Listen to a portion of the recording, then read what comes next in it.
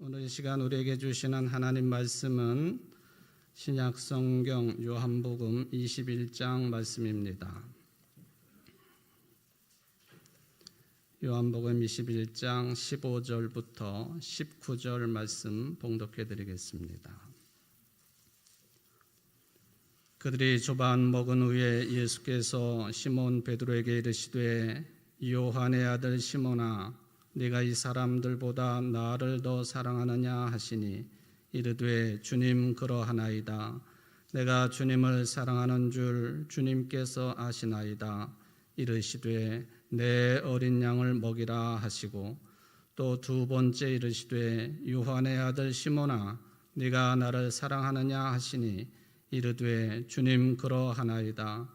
내가 주님을 사랑하는 줄 주님께서 아시나이다. 이르시되 내 양을 치라 하시고 세 번째 이르시되 요한의 아들 시몬아 네가 나를 사랑하느냐 하시니 주께서 세 번째 네가 나를 사랑하느냐 하심으로 베드로가 근심하여 이르되 주님 모든 것을 아시오매 내가 주님을 사랑하는 줄을 주님께서 아시나이다. 예수께서 이르시되 내 양을 먹이라. 내가 진실로 진실로 내게 이르노니 네가 젊어서는 스스로 띠뛰고 원하는 곳으로 다녔거니와 늙어서는 네 팔을 벌리리니 남이 네게 띠띠우고 원하지 아니하는 곳으로 데려가리라. 이 말씀을 하심은 베드로가 어떠한 죽음으로 하나님께 영광을 돌릴 것을 가리키심이로라. 이 말씀을 하시고 베드로에게 이르시되 나를 따르라 하시니 아멘. 이는 하나님의 말씀입니다. 하나님께 감사합니다. 오늘 주일 기쁜 날, 죽음의 어두운 세력을 이기시고 부활하신 날, 이 날 감사한 마음으로 예배에 참여한 여러분 모두에게 부활의 은총이 충만하시기를 주의 이름으로 축원을 드립니다. 요즘에 더욱 많이 들리는 용어 가운데에 확증, 편향이라고 하는 용어가 있습니다. 쉽게 말하면은 누구나가 다 자기 주장이 있고 또 그것을 좀 과하게 표현하면은 고집들이 다 있기 마련인데 그래서 나와 다른 생각, 다른 신념, 다른 사상 또는 다른 신앙까지도 또 사람까지도 선택적으로 보고 듣고 접하고 믿고 하는 그런 경향성이 누구에게나 다 있다. 이런 현상을 확증, 편향이라 그렇게 부른다고 하는 것이죠. 그래서 이것이 아예 굳어져 있어서 내가 듣고 싶어 하는 것만 듣고 보고 싶은 것만 보고 나와 다르거나 또 나름대로 기준을 가지고 틀렸다고 생각하는 것에 대해서는 아예 접근하려고 하지도 않고 듣지도 않으려고 하고 무시해버리고 또 적대시하고 심지어는 없어졌으면 좋겠다, 죽어버렸으면 좋겠다 하는 그런 경우도 극단적으로 생기기도 합니다. 이런 것이 개인적인 차원에서 끝나버리면은 뭐 그렇게 큰 문제가 아니겠지만 사회 현상이 이런 확증 편향에 휘둘리게 되면은 그 사회는 굉장히 불안한 사회가 될 가능성이 많습니다. 예를 들면 정치적인 견해의 차이가 아주 극명하게 드러나는데 똑같아요. 내가 보고 싶은 것만 보고 듣고 싶은 것만 듣고 좋아하는 사람만 계속 좋아하고 이게 이제 계속 굳어져 가고 있다. 이것이 사회 현상으로 드러나게 되면 사회는 양분화되게 되어 있고 이제 큰 문제로 이제 대두되어진다 하는 것은 여러분들이 잘 알 것입니다. 객관적인 판단을 내리지 못하게 합니다. 객관적인 정보에 대해서 제대로 평가하지 않으려고 합니다. 합리적인 결론을 내리는 것에 대해서도 나랑 다르기 때문에 방해하기도 합니다. 무시하고 왜곡하고 또 거짓 정보에 휘둘리고, 이거는 아주 잘못된 그런 사회 구조를 만들게 되고 또 결과를 초래하게 됩니다. 이런 것들을 좀 우리 그리스도인들은 극복을 해야 되겠는데, 다양한 정보를 접할 수 있어야 돼요. 사실 또 나이가 연만하신 분들은 그런 게 깊이 생각하고 또 뭐 연구하고 노력하는 게 쉽지는 않기는 하지만, 적어도 우리가 그리스도인들이기 때문에 노력은 해야 된다. 적극적으로 접하려고 하고 또 다른 것에 대해서는 비판적으로 분석하는 노력도 상당히 필요하다. 경청도 해야 되고 이해하려고 노력도 해야 되고, 그리고 내가 가지고 있는 정보가 정확한 것인지 이거 확인도 좀 해야 됩니다. 그리고 믿을 만한 정보를 선택하려고 하는 노력도 많이 기울여야 됩니다. 매우 중요한 태도죠. 사람들은 자신이 틀려도 그걸 틀렸다고 잘 인정하지 않습니다. 그게 문제죠. 그리고 틀린 게 확인이 되더라도 그 원인을 나 자신을 통해서 찾아내려고 하지 않고 밖에서 찾으려고 하는 것도 이제 문제가 되겠습니다. 자기 자신을 틀렸음에도 불구하고 합리화하는 것이죠. 그 사람은 바꾸어 쓸 수 없는 존재라고 하는 이 통념이 있는데, 이것을 넘어설 수 있는 넓은 마음에 왜 그런가 하여서 늘 연구도 하고 공부도 하고 탐구도 해보고 기도도 할 수 있는 넓은 도량의 그리스도인들이 되면 좋겠다 하는 그런 생각을 해보게 됩니다. 구약 성경 내용 가운데 보면 출애굽기에 주로 그런 내용들이 기록이 되어 있습니다. 하나님께서 당신이 거할 장소를 만들라 하셨습니다. 그래서 우리는 성막이라 그렇게 부르지요. 성막을 중심으로 이스라엘 백성들 가운데에 그런 일을 할 수 있는 사람들, 즉 제사를 드릴 수 있는 제사장 그룹들이 탄생이 되어지고, 그들 중심으로 하나님 앞에 제사를 드리는 일들을 하도록 질서가 잡혀져 있습니다. 그런데 그 일들을 하는, 요즘 말로 말하면 성직자들도 확증 편향에 휘둘릴 가능성이 참 많습니다.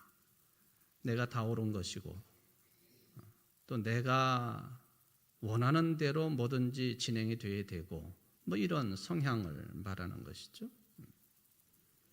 근데 분명히 해야 될 것은 저들도 저도 그들도 다 연약한 죄인인 인간 존재라고 하는 것을 인정해야 된다라고 하는 것이죠. 그래서 이 성막을 만들고 하나님께서 거기에 필요한 도구들을 제 자리에 설치하도록 그런 것들도 제작하도록 요청을 하셨습니다. 그 중에 한 도구가 뭐가 있느냐 하면은 물두멍 또는 대야라고 불리우는 물을 담아 놓는 그릇을 만들라고 모세를 통해서 명령을 하셨습니다. 출애굽기 30장 17절 이하에 보면 여호와께서 모세에게 일러 가라사대 너는 물두멍을 노수로 만들어 씻게 하되 그것을 회막과 단 사이에 두고 그 속에 물을 담으라. 아론과 그 아들들이 그 두멍에서 수족을 씻되 그들이 회막에 들어갈 때에 물로 씻어 죽기를 면할 것이요 단에 가까이 가서 그 직분을 행하여 화제를 여호와 앞에 살을 때에도 그리할지니라. 이와 같이 그들이 그 수족을 씻어 죽기를 면할지니 이는 그와 그 자손이 대대로 영원히 지킬 규례니라. 이게 물두멍을 만들되 물두멍의 위치는 어디냐 하면은 단, 제물을 불에 태워 바치는 번제단하고 그리고는 말하자면은 회막, 성소에 들어간 성소가 있지 않습니까? 성소와 지성소가 있는데 거기에 회막이라고 부른다면은 이 회막 입구하고 번제단 사이에다가 물두멍을 두라. 물을 담는 그릇을 거기다 위치하도록 해라. 물론 이제 이것은 출애굽 기간 동안에 움직일 수 있는 성막에 설치하는 물두멍입니다. 솔로몬이 만든 성전, 움직일 수 없는 집으로서 성전 때에는 좌우편에 물두멍을 두도록 그렇게 되어 있는데, 일단 출애굽 과정 속에서 보면은 번제단과 회막 문 사이에다가 물두멍을 두도록 하셨습니다. 이 물두멍은 무엇로 만들었느냐? 놋, 청동으로 만들도록 했습니다. 그 그릇의 크기는 나와 있지 않기 때문에 알 수가 없습니다. 바로 이 청동으로 만들어진 그릇에 물을 담아 놓고 제사장들이 회막에 들어가기 전에도 씻을 뿐만 아니라 번제단에서 일을 하고서도 씻어야 되고, 들어갈 때도 씻고 나와서도 씻고, 수족을 씻으라, 그렇게 되어 있습니다. 그 출애굽 기간 동안에 성막을 만들었고, 이 물두멍의 위치를 어디에 두게 했느냐? 이거는 실제 사진은 아니지만은 예상도입니다. 사진을 보시면은 바로 회막문과 번제단 사이에 파란 동그라미가 번제단이, 동물의 제물을 바치고 거기서 불에 태우는 번제단, 그리고 위에 세로로 이렇게 되어 있는 곳이 회막문 들어가는 곳이고, 그 앞에 동그라미가 물두멍이 위치한 곳이 그 사이에 두다 하는 것이죠. 근데 이 물두멍을 청동으로 만들라 했는데 출애굽 기간 동안에 무슨 광산을 운영한 것도 아니고요. 도대체 이 청동, 어떤 청동을 가지고 이 물두멍을 만들라 했는가? 출애굽기 38장 8절에 보니까 그가 놋으로 물두멍을 만들고 그 받침도 놋으로 하였으니 곧 회막문에서 수종 드는 여인들의 거울로 만들었더라. 여인들의 거울을 가지고 이 물두멍, 놋으로 만든 물두멍을 제작했다 하는 그런 기록이 나와 있습니다.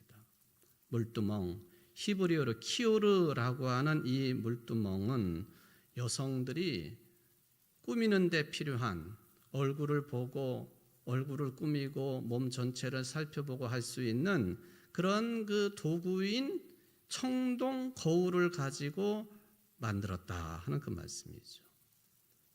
출애굽에서 얼마 안 된 시간입니다.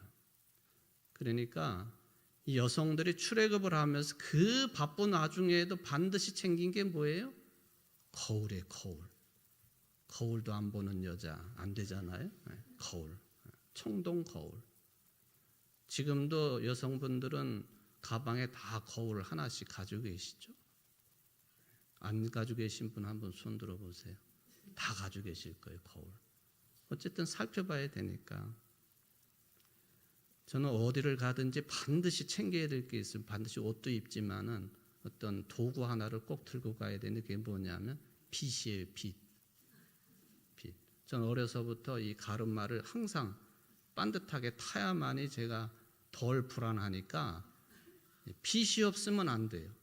만약에 빗이 없다 그러면 저만큼 갔다가도 다시 집에 가가지고 빗을 가지고 나가야 돼요. 여성들 거울처럼. 자, 거울, 청동 거울을 가지고 물두멍을 만들었다. 아론과 그 아들들, 제사장 역할을 하는 사람들의 손과 발을 씻도록 하는 물을 담아놓은 그 그릇, 하나님의 성물이기 때문에요. 청동 거울을 반들반들하게 닦아놓는 것처럼 이 물두멍도 표면을 아주 깨끗하게 닦아놓아야 됩니다. 그러면 사람의 얼굴에 비칠까요? 안 비칠까요?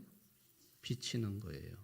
그러므로 이 물두멍은 손발을 씻을 뿐만 아니라 자기의 모습도 볼 수 있도록 설치되어 있는 성물이었다. 그 이야기를 드릴 수가 있겠습니다. 교인들하고 그리스 성지순례를 갔다 왔기 때문에 종종 거기에 해당되는 말씀을 드립니다.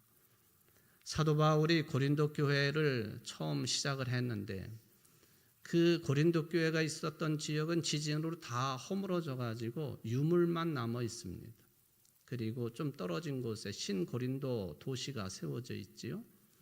지난번에 그 허물어진 그곳을 탐방을 했습니다. 거기서 나온 유적들을 보존하고 있는 박물관을 들어갔었는데 저는 뭐 사진을 많이 찍지는 않았지만 딱 보고 이것은 찍어야 되겠다 해서 찍어 놓은 사진이 있습니다. 보십시오. 뭘까요? 사진. 청동 거울. 2000년 전에 청동 거울입니다. 세 종류를 찍어 놓았는데요. 저런 모양, 또 다른 모양. 설명서에 보면은 브론즈 미러라고 해가지고 청동 거울 그렇게 제목이 붙어 있습니다. 2000년 전에 또 저런 청동 거울.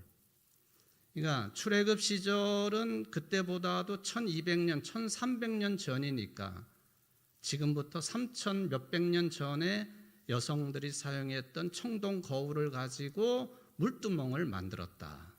손발도 씻고 네 꼴을 좀 봐라 하는 것이죠. 지금의 교회는 성전은 아니지만은 성전의 이미지 정신을 많이 물려받은 게 지금의 교회지요.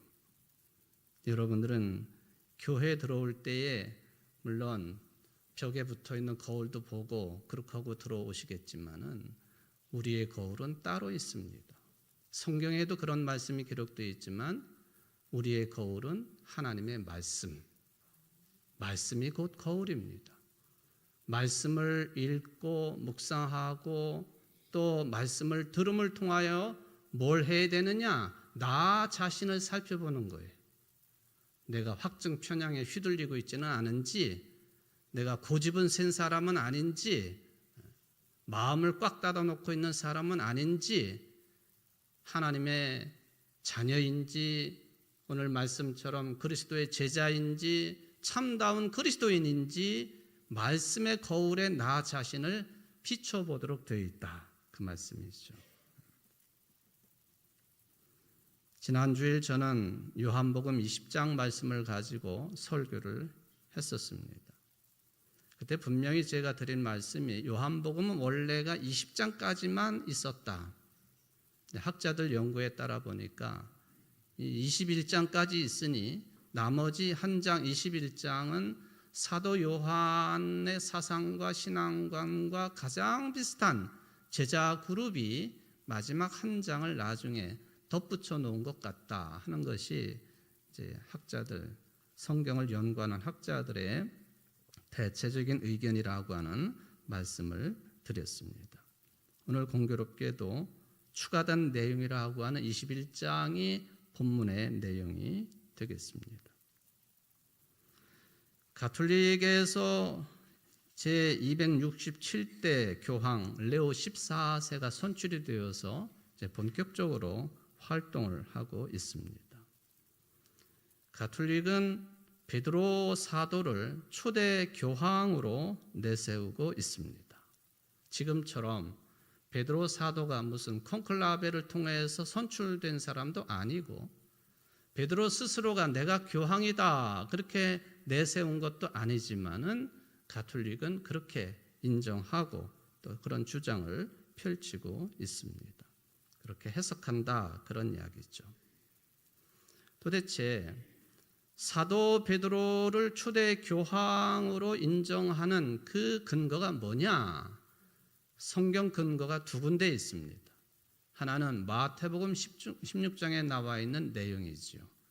베드로가 예수님께 대해 신앙 고백을 하니까 예수님이 네 이름이 이제 베드로다. 이 반석 위에 내 교회를 세울 것이다. 그래서 베드로가 초대 교황이다라는 근거를 삼습니다.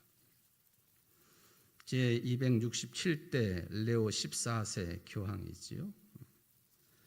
지난번 고린도 지역을 방문했을 때 참 안타깝게도 그 현장은 보지를 못했습니다. 사도 바울이 세운 고린도 교회, 그 역사를 이어오고 있는 교회다라고 주장을 합니다. 그 근거로 내세우는 게 뭐냐 하면은 신고린도 지역에 세워져 있는 이 고린도 교회 벽면에 일대 담임 목사, 신부가 되었던 목사가 되었던 목회자죠. 일대 교역자부터 현재 89대 교역자까지 이름이 쫙 기록되어 있는 그런 명패가 있습니다. 사진으로 보시면 글자가 조그맣기 때문에 잘 안 보이지만은 하여튼 저게 1대부터 현재 89대까지 저 교회들은 한번 목회자가 부임을 하면 언제까지 목회를 한다? 죽을 때까지. 종신형이에요. 은퇴가 없습니다. 가끔 동영상을 보면요, 정교회 신부들 가운데 완전히 90도로 허리가 굽어진 그런 분을 양쪽에서 보조 사제들이 부축을 해가지고 그 예배를 집례하도록 하는 모습도 봅니다. 종신형이에요. 그러니까 89대까지. 그런데 저 교역자들 이름이 일대가 누구냐? 저 읽을 수 있는 분. 저도 잘 못 읽겠어요. 근데 사도 바울이에요. 바울. 잘 읽어보시면 사도 바울. 2대가 누구냐? 바울이 전도하다가 에베소에서 만난 아주 큰 학자이기도 하고 위대한 신앙인인 아볼로가 2대 목사예요. 3대는 누구냐? 바울이 제2차 전도여행 때에 마가를 대신해 가지고 동행했던 인물, 빌립보 감옥에도 갇혔던 인물 실라. 1, 2, 3대 인물들은 성경에도 나오는 인물들이기 때문에 우리가 기억해둘 만한 사람들이 사도 바울, 그 다음에 아볼로, 3대 실라. 의미가 있지 않겠습니까? 우리 교회는 제가 몇 대예요? 몰라. 제가 몇 대? 우리 손녀딸도 잘 알고 있는 건데 16대. 121년 역사의 16대라. 저기는 종신형으로 하기 때문에 2000년 전부터의 교역자를 순서대로 저렇게 해놓았다. 또 하나의 근거가 되는 베드로를 교황으로 여기고 있는 초대 교황으로 여기고 있는 근거되는 말씀이 오늘 요한복음 21장 내용입니다. 예수님이 베드로에게 따로 묻습니다. 네가 나를 사랑하느냐? 예, 제가 주님을 사랑합니다. 예수님이 내 양을 먹이라. 두 번째, 네가 나를 사랑하느냐? 예, 제가 주님을 사랑합니다. 내 양을 치라. 세 번째, 네가 나를 사랑하니? 세 번씩이나 물으시니까 베드로가 근심 걱정하면서 답변을 합니다. 주님이 잘 아시지 않습니까? 내가 주님을 사랑합니다. 그랬더니 내 양을 먹이라. 그리고는 예수님께서 베드로에게 아주 무시무시한 말씀을 하셨습니다. 네가 젊어서는 네 마음대로 움직이고 네 마음대로 했지만은 나이 들어가지고는 네 마음대로 할 수 없을 거야. 이야기는 뭐냐 하면은 베드로가 어떤 죽음을 맞이할 것인가, 그거에 대한 말하자면은 예언적인 말씀을 예수님께서 베드로에게 하십니다. 예수님이 십자가에 달려 죽으신 것처럼 베드로도 십자가에 달려 죽었습니다. 나의 그리스도이신 예수님께 십자가에 똑바로 달려 돌아가셨다면 나는 그렇게 죽을 수 없습니다. 나는 예수님을 모른다고 3번씩이나 부인했던 사람, 예수님의 구원의 길을 방해했던 사람, 그래 사탄이라고 하는 칭호까지 얻었던 사람이니 나를 십자가에 거꾸로 매달으시오 해서 베드로는 십자가에 거꾸로 매달려 순교를 했다. 교회 역사 속에 전해지는 내용입니다. 여러분, 베드로의 형제가 또 있죠? 베드로와 안드레, 그리고 세베대의 두 아들들 야고보와 요한, 이 네 사람들이 갈릴리 호수에서 고기잡이를 하다가 처음으로 제자로 부르심을 받지 않습니까? 베드로는 그렇게 십자가에 거꾸로 매달려 죽었는데요, 그의 형제 안드레는 또 어떻게 죽었는가? 그리스 파트라라고 하는 해변 도시, 그리스 세 번째 큰 도시입니다. 거길 가면 안드레의 순교 자리에 교회당이 세워져 있습니다. 안드레 기념 교회당. 그 내부에 들어가 보면은 안드레도 십자가에 달려 죽었는데 그때 사용되었던 십자가 그 제목 나무가 그대로 남아 있다 해가지고 그것을 잘 보존을 하고 있습니다. 겉에다 화려하게 치장도 하고 휘황찬란하게 만들어서 보존을 합니다. 사진으로 보시면 십자가의 형태가 좀 특이해요. 저게 안드레 기념교회당인데요. 저게 안드레가 지었던 십자가 모양. 여기는 양팔을 위로 올리고 양 다리를 찢어서 X자형의 십자가에 매달려 안드레가 죽었다. 그래서 십자가를 부를 때에는 안드레 십자가라 그렇게 부릅니다. 저 속에 실제적으로 안드레가 졌던 십자가 목재가 남아 있어서 그 속에 보존을 하고 겉을 저렇게 화려하게 치장을 해 놓았다. 속을 들여다보면 진짜로 붉은색의 목재들이 보입니다. 그 다음 사진 저 속에 들여다보면 형제지간이 다 베드로도 그랬고 안드레도 그랬고 이러한 십자가의 죽음을 당하게 되었다. 특히 베드로는 예수님이 예언처럼 그렇게 말씀을 하셨습니다. 이렇게 베드로의 죽음에 대해서 말씀을 하시고 오늘의 핵심적인 포인트예요. 그리고는 예수님이 말씀하십니다. 나를 따르라. 죽을 것이다 라고 말씀하시고 너는 고난받을 것이다 말씀하시고 역시 나를 따르라. 고기잡이를 하고 있던 4명의 제자들을 부르실 때에도 나를 따르라. 나를 따르라. 근데 3번씩이나 사랑하느냐 하고 확인하시고 나서 네가 이런 고난을 받고 죽을 것이다 해놓고서도 나를 따르라. 그게 제자라는 거예요.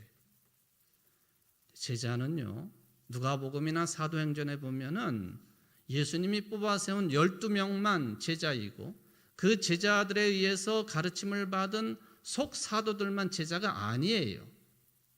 누가복음 사도행전에 따르면 예수를 믿는 사람들이면 다 제자들이에요. 제자들. 사도까지는 호칭을 안 하지만은 제자들이에요. 고난 받을 거야. 죽을 거야. 너는 제자로 나를 따르라.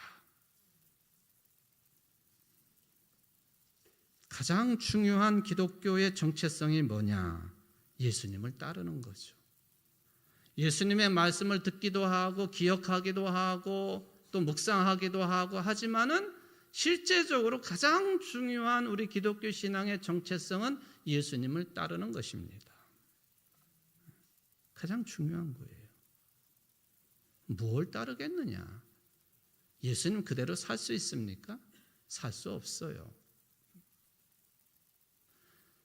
온전한 인간이시고 하나님이신 예수 그리스도 그분을 닮아가는 것, 그게 예수님을 따르는 것이죠. 우리 영혼 중심에 놓아야 될 문제는요, 바로 그거예요. 그리스도이신 예수님을 따르는 것, 예수님의 제자가 되는 것. 오늘 요한복음 21장에서는 예수님의 제자가 되고 그리스도를 따르는 것, 그것을 실제적으로 뭐라고 표현했느냐? 사랑이라고 그랬습니다. 예수님을 사랑하는 것. 다른 사람들보다도 다른 일보다도 예수 그리스도를 더 사랑하게 되면 그제서야 교회를 책임질 수 있는 것이고 고난과 순교마저도 대처할 수 있게 되는 것이고 그리스도인답게 살아갈 수 있는 저력도 생기게 되는 것이죠. 우리는 그리스도인들이에요. 예수님의 제자, 예수님을 따르는 사람들이죠. 어떤 직업을 가지고 있든지 무슨 일을 하든지 다 예수님의 제자들이고 예수님을 따르는 사람들입니다. 아직 부족하지만 그런 사람이 되려고 노력하는 존재들입니다. 베드로가 초대 교황이다. 마태복음 16장 근거로, 요한복음 21장 근거로 그렇게 가톨릭은 주장을 합니다. 내가 진정으로 내게 말한다. 내가 젊어서는 스스로 띠를 띠고 네가 가고 싶은 곳을 다녔으나 네가 늙어서는 남들이 네 팔을 벌릴 것이고 너를 묶어서 네가 바라지 않는 것으로 너를 끌고 갈 것이다. 개역 개정판을 새번역 성경이 이렇게 번역을 해 놓았습니다. 고난이 기다리고 있다고 하는 거죠. 죽음이 기다리고 있다고 하는 거죠. 두려운 일이기는 합니다. 그런데 21세기의 그리스도인들, 특별히 한국의 그리스도인들, 신앙인으로 산다고 하는 것이 외형적으로도 럭셔리한 인생, 멋진 인생을 꿈꾸는 것 아닙니까? 요한 3서에서 말씀하고 있는 것처럼 사랑하는 자여 내 영혼이 잘됨 같이 내가 범사에 잘되고 강건하기를 내가 간구하노라. 이게 소위 말하면은 기복주의 신앙의 산실이라고 할 수 있는 영혼의 축복, 범사의 축복, 강건의 축복, 삼박자의 축복만을 기대하고 바라는 것이 우리가 아닌가. 여러분, 신앙생활 하시면서요, 좋은 삶을 이루시기를 바랍니다. 또 많은 것을 누릴 수도 있기를 바랍니다. 그런데 핵심은요, 예수님의 제자가 되는 거예요. 십자가를 치고 예수님을 따르는 것입니다. 많은 그리스도인들이 교회에 오면 무언가를 얻을 것이다 라는 생각에 사로잡혀 있는 것이 사실입니다. 그런데요, 교회 예배 드림은 나를 버리는 일이에요. 내가 누구인지를 물두멍을 통해서 살피는 것처럼 내가 죄인인 것을 확인하는 겁니다. 내가 무엇을 잘못했는지를 회개하는 것입니다. 얻어가기도 하지만은 얻는다고 할 땐 그것을 얻는 것이죠. 실제적으로 영혼의 풍요로움을 얻을 수 있는 그곳이 교회 생활입니다. 그렇지 않고 뭐 이것저것 얻는다 생각하면은 그것도 우리가 한번 물두멍에다 나 자신을 비춰 보아야 할 것이다. 고난받고 죽을 것이다 라고 하는 말씀을 해놓으시고 아주 인상적이고 강력한 명령을 내리신 거예요. 그래도 나를 따르라. 마태복음 16장 베드로에게 사탄이라고 말씀하시고 내 뒤로 물러가라. 내 뒤로 물러가라 라고 하는 그 헬라어 그 단어 자체가 나를 따르라 라고 하는 말씀은 제가 여러 번 드렸습니다. 오피소무, 어부들에게 나를 따르라 오피소무, 사탄아 내 뒤로 물러가라 거기도 오피소무, 여기 21장에서 나를 따르라 오피소무, 예수님 뒤에 서는 거죠. 예수님이 뒤에 서는 게 뭐냐? 바로 그렇게 사탄 소리를 듣고 내 뒤로 물러가라는 소리를 듣고 예수님께서 제자들에게 말씀하십니다. 아무든지 나를 따르려 하거든 자기를 부인하고 자기 십자가를 지고 나를 좇을 것이니라. 그거예요. 나를 부인하고 내 십자가를 지고 예수님을 따르는 것. 나를 부인하는 게 자기 자신을 살펴보는 거죠. 물두멍에 자기 자신을 비추어 보는 것입니다. 이게 얼마나 중요한지. 제자라고 하는 말이 복음서와 사도행전에 자그마치 260번이나 기록될 정도입니다. 모든 그리스도인들이 다 이렇게 살아야 된다라고 하는 말씀이 되겠습니다. 여러분들이 잘 아시는 미국의 인권운동의 큰 지도자였던 마르틴 루터 킹 목사가 있지요. 알라바마주 몽고메리로 행진을 할 때에 이런 말을 남겨놓았습니다. 우리가 무슨 일을 당할지 모르겠습니다. 우리가 매를 맞을지 수감이 들지 총탄에 맞아 죽을지는 모르겠습니다. 그러나 우리는 이 일을 위해서 행진할 수밖에 없습니다. 목사님이에요. 목사님. 제자이기 때문에 그리스도인이기 때문에 어떤 일을 당할지 모르지만은 이 일을 위해서 행진한다. 이게 우리 제자들의 입장이 되어야 되겠죠. 독일 나치치하에 순교를 했던 보네포가 이런 말을 남겨놓았습니다. 우리는 값비싼 은혜를 받아야 한다고. 예수님이 부르실 때 예 하고 대답하고 대가를 지불하면서 주님을 따라야 된다고. 공짜로 은혜를 받았지만은 아무런 대가도 치르지 아니하고 예수님을 따르는 제자는 될 수 없다. 그러니까 우리는 값비싼 은혜를 받아야 합니다.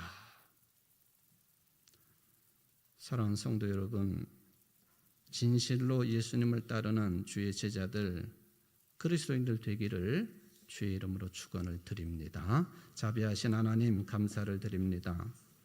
누구든지 나를 따르려면, 제자가 되려면, 그리스도인으로 살려고 한다면 자기 자신을 부인하고 자기 십자가를 지고 따르라고 주님께서 말씀하십니다. 언제나 물두멍 같은 하나님의 말씀에 나 자신을 비추어 보고 우리를 부인하고 또한 따르는 각오로 십자가를 지고 주님 제자 되기에 부족함이 없는 사랑하는 모든 성도들의 삶이 될 수 있도록 축복하여 주옵소서. 예수님의 이름으로 간절히 기도하옵나이다. 아멘.